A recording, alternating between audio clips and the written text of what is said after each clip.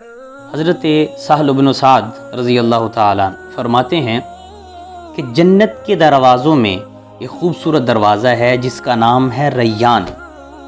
یہ خاص طور پہ بنایا گیا ہے روزہ داروں کے لیے۔ چنانچہ آواز آئے گی این الصائمون، تو یہ روزہ دار اٹھیں گے اور ان کو جنت کے اندر داخل کر دیا جائے گا۔ جب یہ جنت میں پہنچ جائیں گے تو وہ دروازہ بند کر دیا جائے گا، پھر اس دروازے سے کوئی اور داخل نہیں ہو سکے گا۔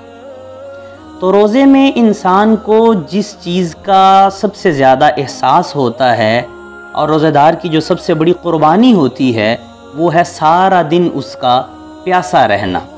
اس لیے روزہ دار کو صلے کے طور پہ جس انعام سے نوازا جائے گا اس کا نمایاں پہلو سیرابی اور شیدابی ہونا چاہیے۔ لہٰذا روزہ دار کو جس دروازے سے داخل کیا جائے گا اس کی خاص صفت ہی سیرابی اور شیدابی ہے، اور اس کا لغوی معنی بھی بھرپور سیراب کرنے کے ہیں۔ اور اس کے بعد جنت میں داخل ہونے کے بعد جو انعامات اور اکرامات ہوں گے وہ اس کے علاوہ ہیں، جیسا کہ ارشاد ہے الصوم لی وانا اجزی بہ، کہ بندے کا روزہ میرے لیے ہے اور میں خود اس کی جزا دوں گا۔